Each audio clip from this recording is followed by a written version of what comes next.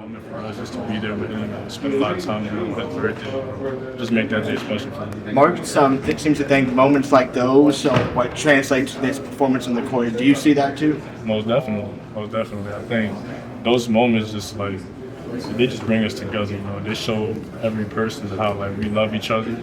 And if we play that way on the court, it definitely translates, you know, when you have love for somebody, willing to like, you know, have your back through it all.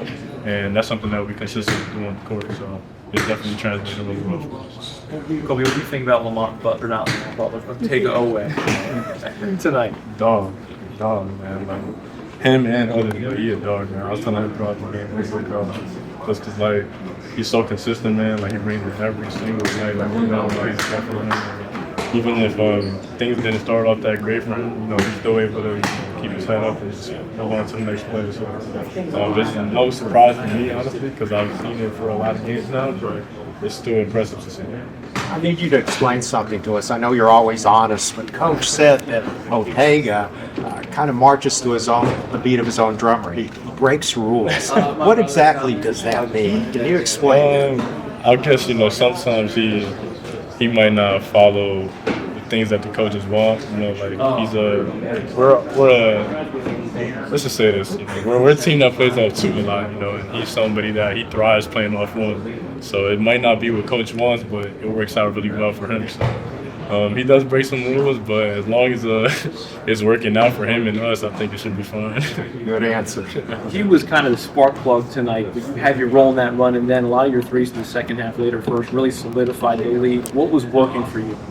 I think I kind of felt like a good vibe in the game. I kind of felt comfortable getting to my spots and, you know, knocking down shots. So I think just, you know, even my teammates knowing that, them finding me, like I think that helped me out a lot today. But it also put the other team in positions that, you know, they didn't want to be in because they were so focused on me that it opened up for other guys. So that's something that I told the team that I'm going to sacrifice at the end of the day of the week, you know, like to kind of take some of the defense away from them to, you know, make them be able to create. You know, Ron was telling me at halftime, he's like, oh, you going off, like keep shooting. I'm like, nah, that's gonna free out, like, you know. And then you suddenly just start to see everybody else going and getting involved. So it's really good. Is there a physical toll by being badgered by SEC defenders for a full 40 minutes or something like that? A little bit, but you know, we got great dudes in the training room and all that help us out a lot. So I think I come in second game prepared for it. You said it was your little brother's birthday? How old? He's going to be 9 today. 9 tonight? I still haven't called him, so I got to call him now. But I'm super excited for him, you know, especially after watching this game. I know he was there, and emailed his name on radio and all that. So that's the reason I wear my number, you know. So it's really emotional for me, you know, just to see him grow up. And he loves the game of basketball too. Every time I go home, you know, he shows me a new move or something. So it's just really cool, you know, being a big brother and have him, you know, look up to me. So. Is he back in New York? Was he watching on TV? Yeah, he's in New York. Call him after the game? Yep. About to call him up right after this. Koby, so much was made about Lamont versus Walter and just kind of the back and forth between those two. What can you say about Lamont kind of chipping away and stepping up, especially late? Man, it's no surprise, you know, like he takes those matchups and I think he takes them personal just because, you know, just seeing how he reacts to it in the game, like he had that man going through it, in my opinion, you know, like I don't think a lot of guards in this country have seen something like Lamont Butler. And it's something that, you know, we're blessed to see it every single day in practice. And just to be on his side and not against him is tremendous, man, because, you know, we know that he's going to take so much pressure off of all of us. And he's a winner, man. Like, we've been saying this since day one, and he's showing it. He's continuing to show it. And I'm just happy for him. How important is it to get everybody going, all of you guys? Honestly, that's just putting a cherry on top, in my opinion. I feel like we're able to do that every night. It's just like he said, we're unstoppable. You know, but we have so many guys that any night they can get hot. But if we can have everybody be hot, that's a beautiful thing for us. You know? How do you kind of describe your role coming off the bench? I mean, do you feel like when you go in, you have to score a certain amount or make a certain amount of shots? I don't. I see myself, honestly, as a spark plug. You know, like something that you put in the game and you just know you get a spark. You know, it's not always offensively shooting the ball or anything, but I feel like I'm always going to make a play just to help my team. You know, just get rebounds, play defense, anything, whatever they need. Like I'm going to be that guy to, you know, come in and give some energy. So I think we've been up to pretty slow starts last couple games, and just for me to come in and kind of change that around a little bit throughout these games, I think it's been helping us. Is six-man a goal for you? Six-man award? Nah, man, I don't really look too much into that. I don't really put that kind of pressure on myself, but at the end of the day, I just want to be the best player for my team. Have the best impact for my team, and whatever they need from me, that's what I'm doing. Is this an indication of how tough the SEC is going to be? No, definitely. I think that's just one of many teams that are really good in this league. But like I continue to say, that's what we want. We want that.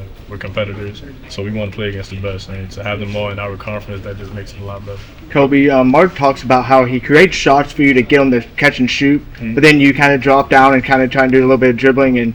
And he said you like to shoot off the dribble. Why is that? Like, what's the difference between shooting off the dribble or off the pass? I think it's just the way I'm being guarded. It makes it a little hard sometimes to come off pin downs and shoot, just because like everybody's trying to be a little physical with me and not really, maybe sometimes even tie block the screen. I can't even really get off. So sometimes it's just about getting the catch and creating for myself. And that's something that he's been allowing me to do, and I know it's something that I'm really good at. So when you put two and two together, this is what happens. Koby, when you're really hot, like a night like tonight, can you tell in warm-ups? I mean, is there an early indication, or you just have to get in the game and see? Just get in the game and see. Honestly, I go into every game the same way. I do the same routine. But at the end of the day, you never know that you're gonna have a night like this. It kind of just happens. But you just trust your work. Every game I go into it knowing that if I get the ball and I'm open, I'm gonna shoot it, and most times it's gonna go in. So I just same approach every game, and within the game you might, okay, I hit two now, maybe I got the hot hand, maybe, and then coach does a good job of seeing that and actually drawing plays for the guys that's hot. So I think that helps a lot. Koby, you happen to see what Todd Bowman said about you before the game started? No. They said if we wake up Sunday morning and Koby Brea takes 8 threes, it's a recipe for disaster. You take 8 threes, make 7 of them. Disaster it is. I didn't know that, but I'm glad I know that now. I think it's not the best way to guard this, honestly. But, I'll take it. It was me tonight, but if Jackson takes 8 threes, I think that's also a recipe for disaster. Same thing with anybody on this team. We just got so many guys that can do it. So. Koby, you guys had 6 players tonight between 14 and 23 points. That kind of balance, how difficult do you think that is for the opposing teams to have to face? Man, it's I could only imagine what it feels like to be in another team's locker room, and know that there's so many guys that can put the ball in the hoop, you know what I mean? So I think it makes it really hard for them, and I think it makes it a little easier for us, to be honest, just to know that, okay, maybe if I'm off, somebody else will take care of the load, and same thing with the next guy, but we have so many guys that can do it, and we're all versatile, we're all able to score in different ways, so I think it makes it really hard for them. You had 3 when you took the ball behind your back, and then have you ever done that in a game before?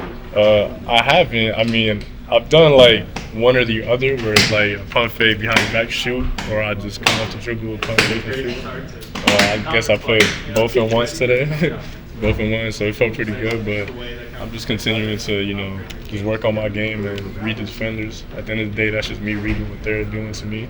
So it wasn't planned at all, but it worked out pretty good.